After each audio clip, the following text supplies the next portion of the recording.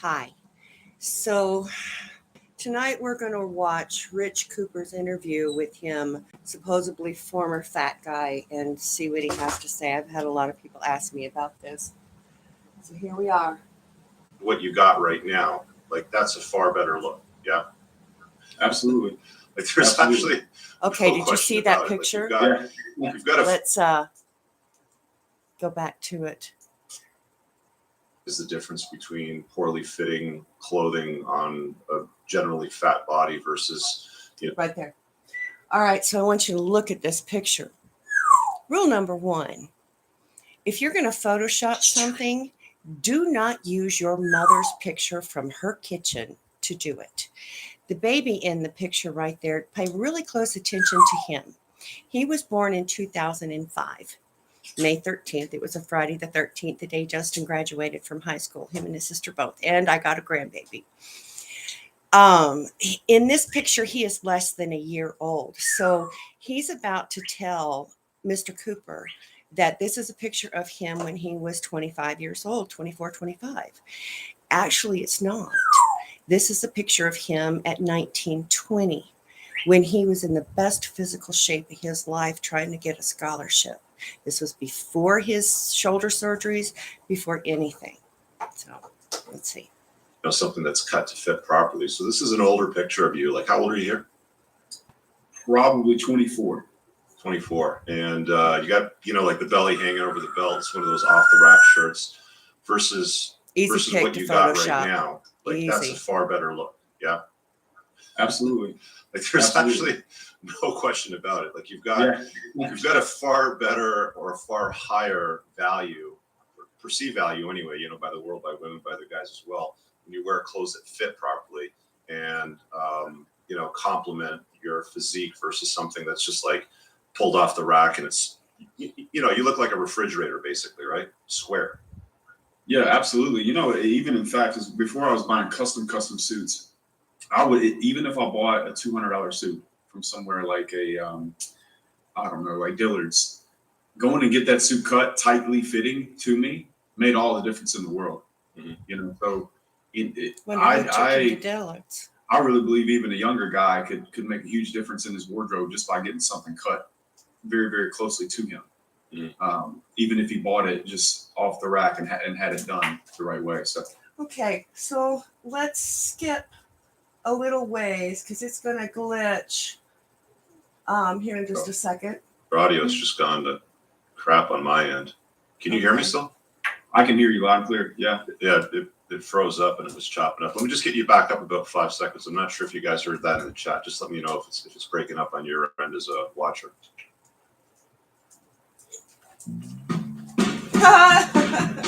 Sorry about that. I guess if I'm going to do this, I need to get a YouTube subscription.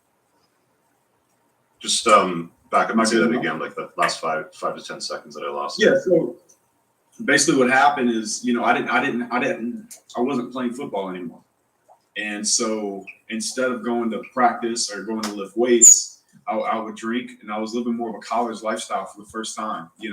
Previous to that, the other 3 years, 3.5 years, really, I was, working out. I was with the team, I was traveling, I was playing. To do that injury, I wasn't playing anymore.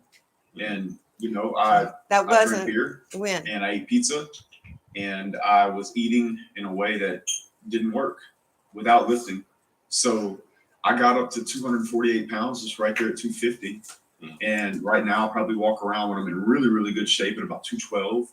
Probably about 218 now. And, I let it get away. And I also had $100 in the bank or less in that photo. So it was a bunch of things, man. I was just graduating. I was coming off an injury. From high school, not college. I had let my lifestyle slip into a place where it shouldn't have been. And only I could be accountable for that. So for me, I had to fix it. I lost about 36 pounds in 6 months after that photo. Was that all diet or was that diet and exercise? It was both. It was diet and exercise. I had to do both.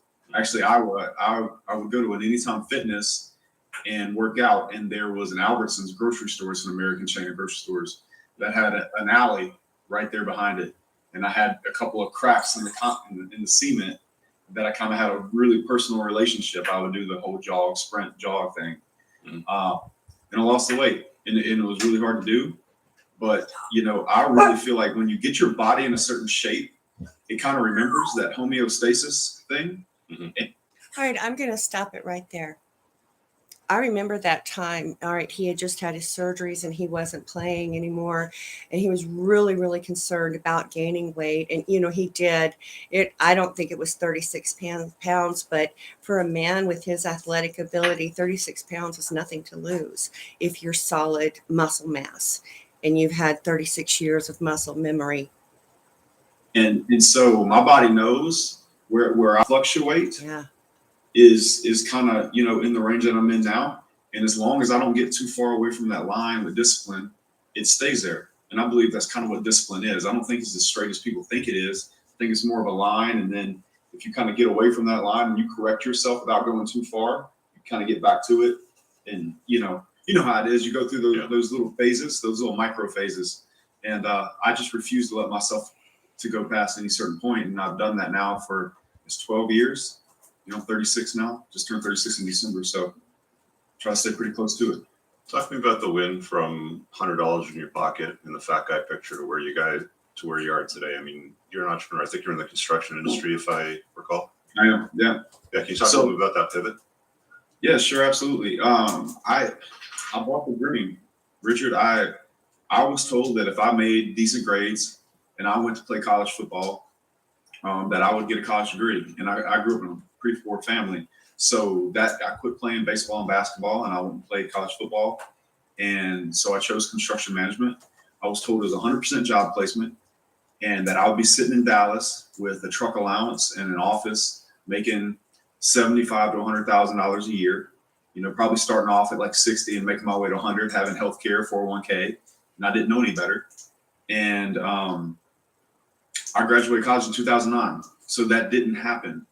Luckily for me, I read a book called Rich Dad Poor Dad. I don't think that that's something super original, but I did read it my junior year in college. So I kind of had it in the back of my head. And because I was forced into not really being able to get that job, which I'm actually really grateful for, because I think that would have been a scary thing to fall into.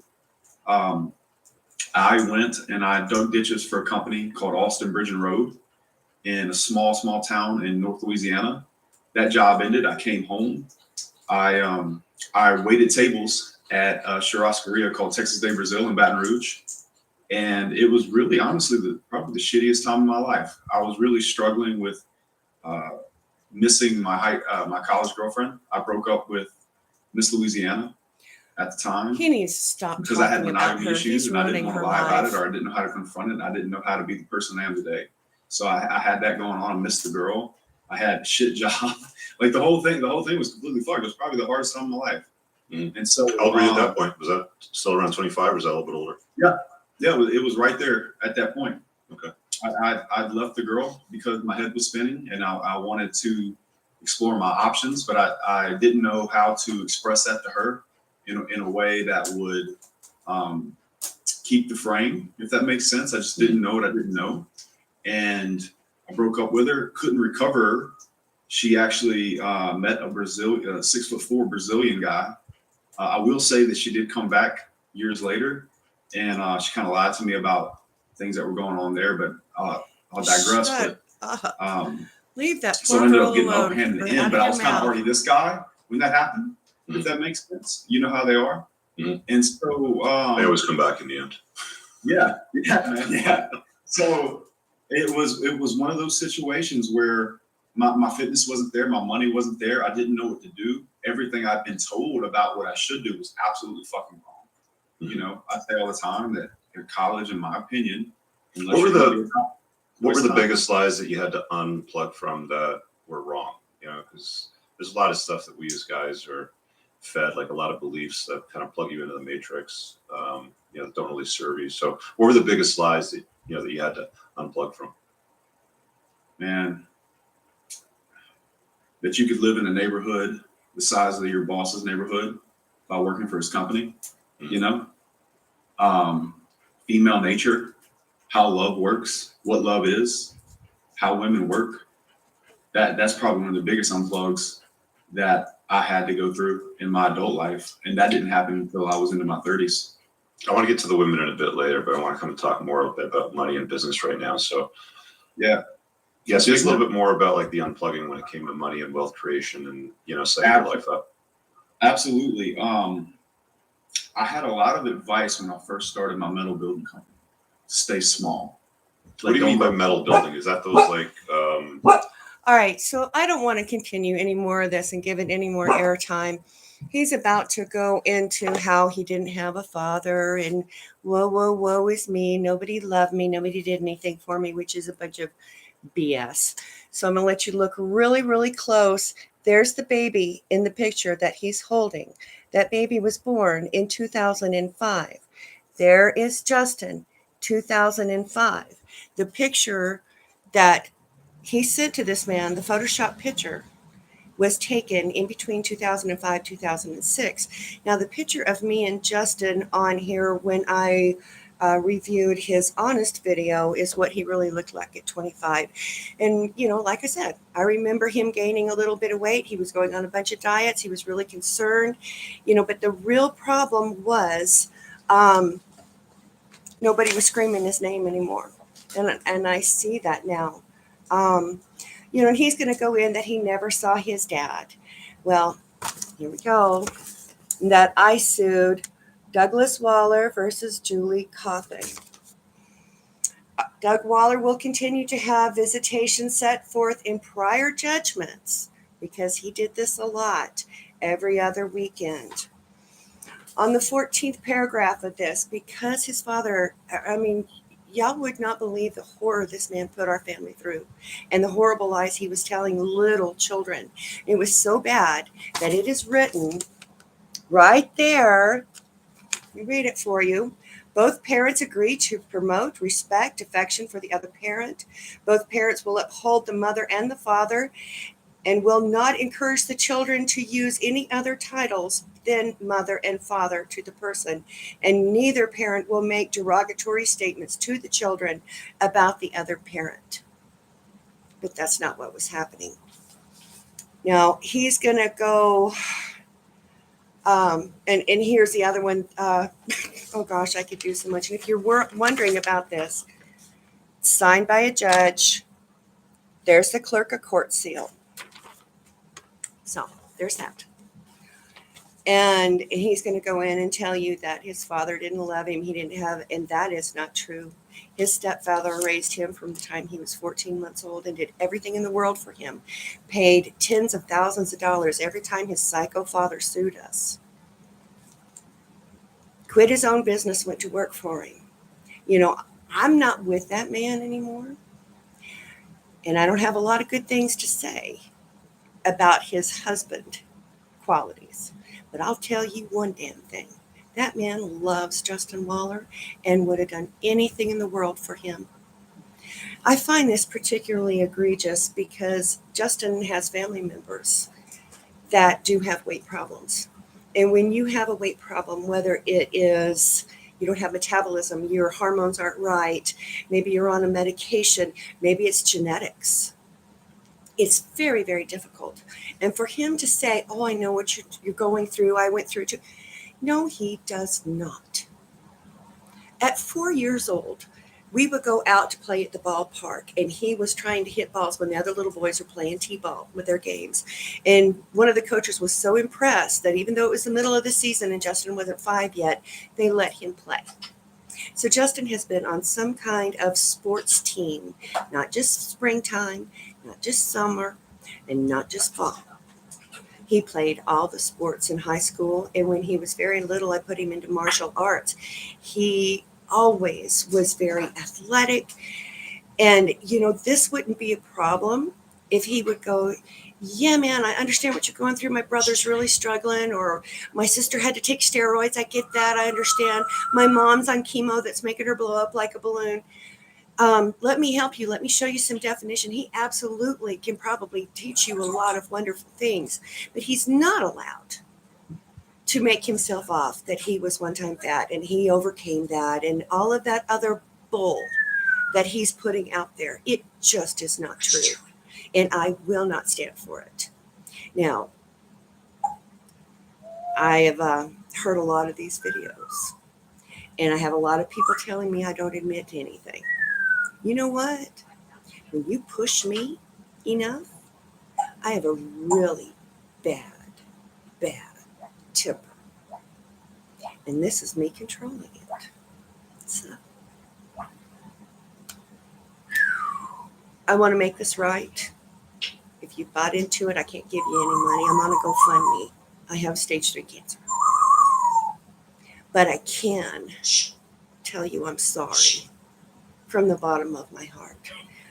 And maybe I can talk to you and give you words of encouragement and do something to make this right and to stand accountable for my son's actions.